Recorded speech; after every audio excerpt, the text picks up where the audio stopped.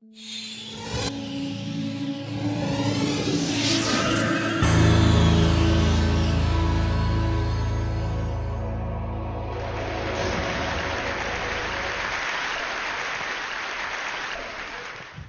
we're here to talk about how to move from altered states to altered traits, hacking the flow state to accelerate human evolution. In the last 50 years in particular, we have experienced what comparative religious scholar Mircea Eliade used to call techniques of ecstasy.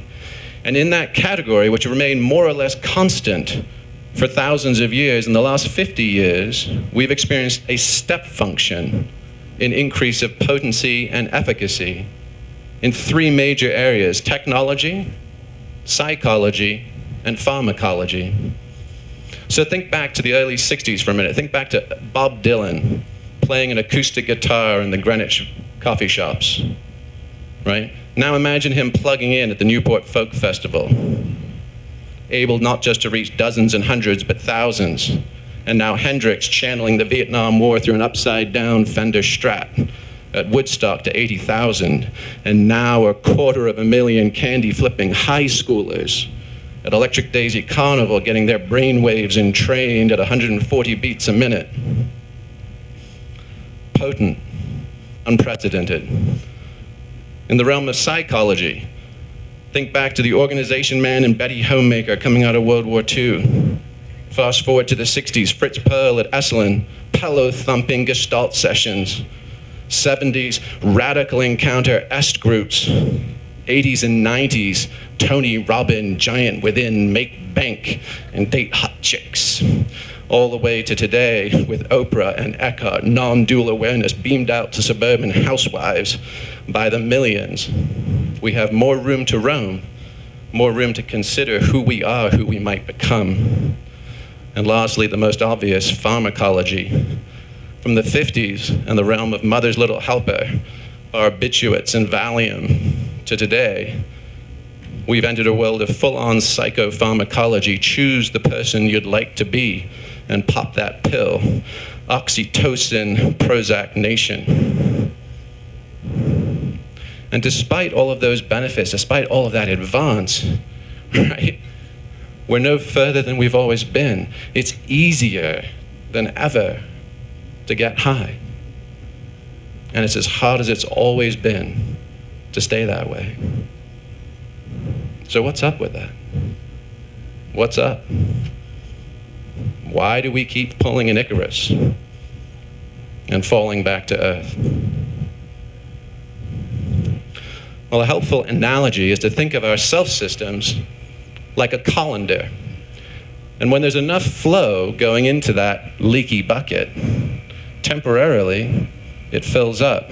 For a moment, we experience the wholeness, we experience the wisdom, we experience the insights, and we say, ah, yes, I remember what I forgot.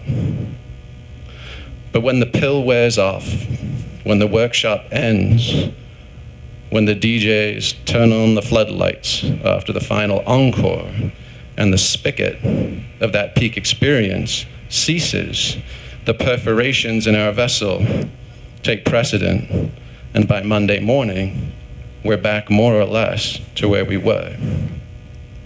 Now, what do most of us do most of the time? We say, yeah, let me go get some more of that.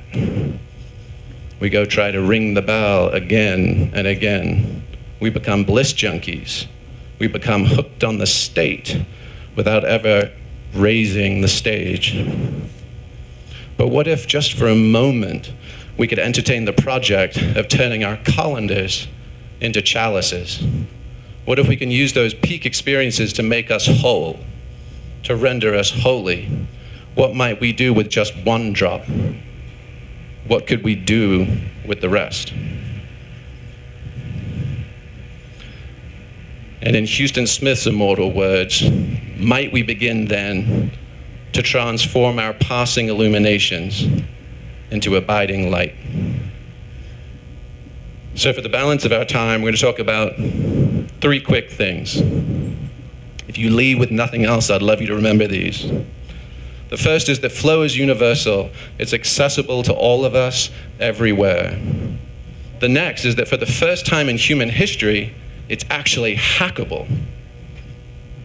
And lastly, once we know what to do with it, and once we can turn it on, we can leverage it to accelerate our learning and to do more good things in a world that sorely needs it. Part 1. So the lingo is endless, the experience is timeless. Abe Maslow called it peak experience. Jim Fixx called it the runner's high. Phil Jackson, the coach of the Bulls and the Lakers, calls it getting in the zone. Miles Davis, John Coltrane, all the other jazz musicians called it being in the pocket, right? Time slows down, the self vanishes. Action and awareness, the beer and the doer merge, and you drop into flow. It can last seconds, it can last a minute, it might even last an hour if we're lucky, but that blink of time becomes a lodestone, becomes our anchor. We spend the rest of our lives looking for it again.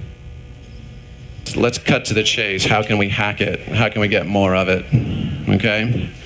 So the first thing, there's one of the most invaluable qualities of the flow state is the loss of self-awareness.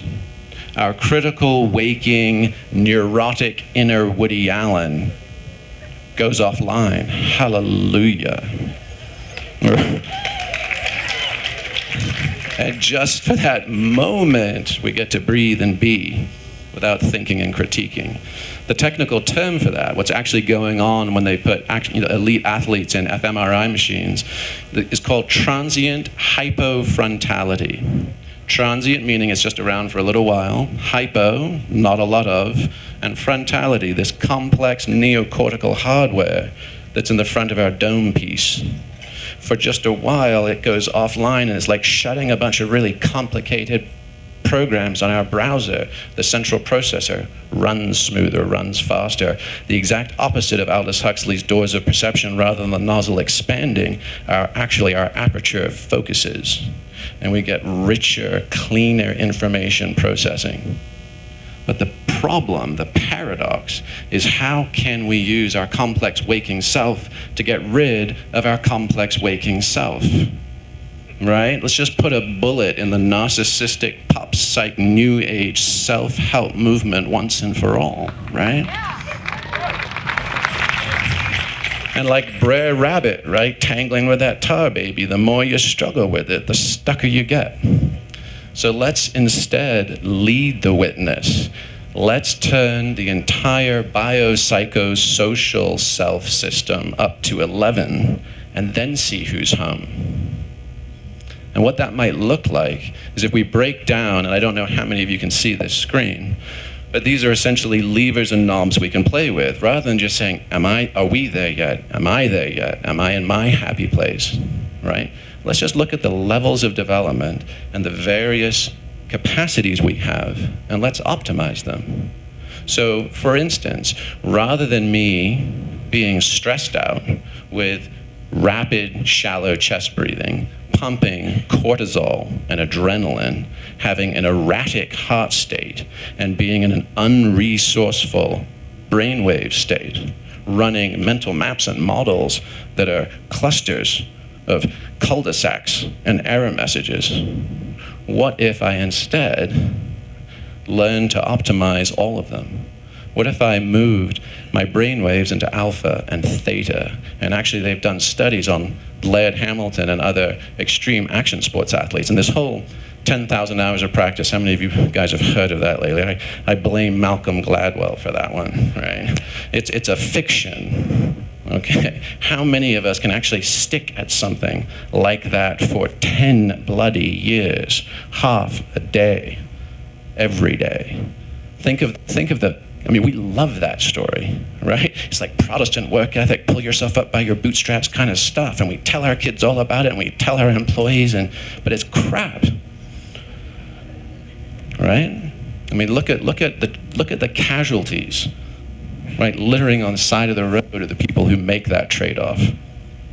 The Tiger Woods and the Lance Armstrongs, the Tiger Moms, and the bulimic prima ballerinas, the tortured artists, right? Practice is hard. It's really hard. And if we can use instead ways to optimize our self-system, we can have more resources more often. And what happens with these action sports athletes, that's what separates the good from the great, is that the great are actually able, right there in the maw of the biggest wave in the world, are able to drop into theta states, right? Meditative states, the states that normally you see Tibetan yogis in. They're able to drop there and camp out and wait for these little bursts of gamma waves that render them with the information they need at precisely the right time to shoot the barrel and to stay alive. That's the difference. So this 10,000 hours is peddled as a wildly egalitarian thing. The reality is the people that win, the people that succeed, have learned to master states of being first. And we can too.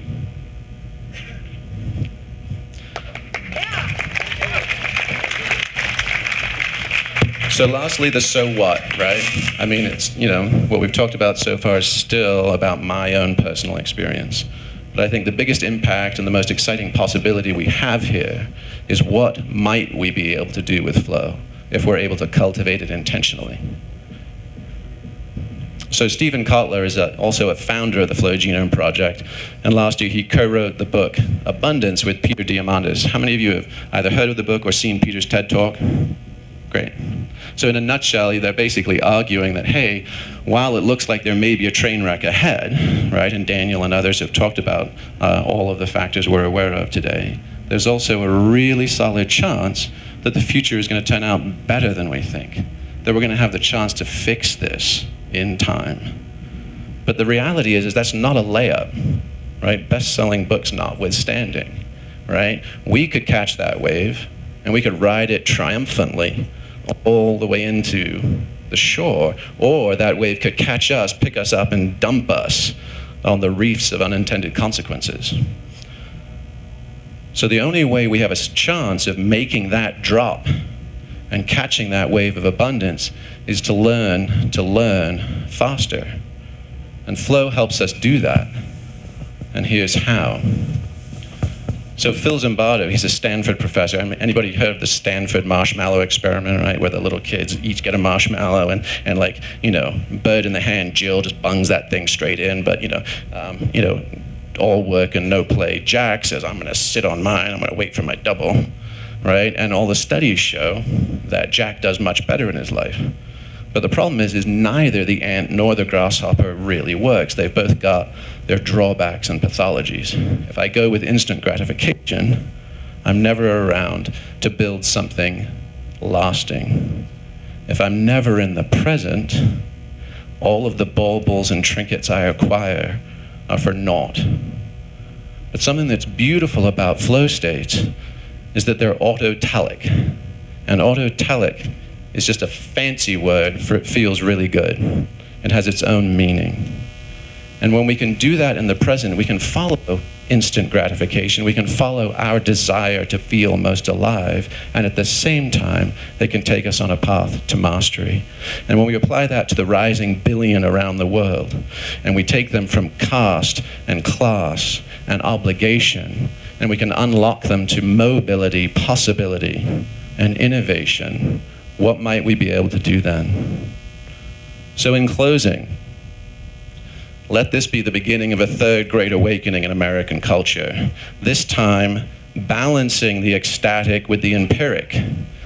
Let us reverse engineer our rarest and most precious moments of grace and insight, and let us harness them to the broader project of innovation, collaboration, and accelerated evolution.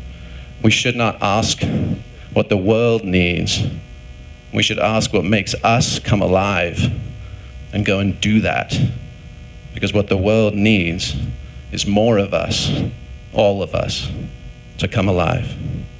Thank you.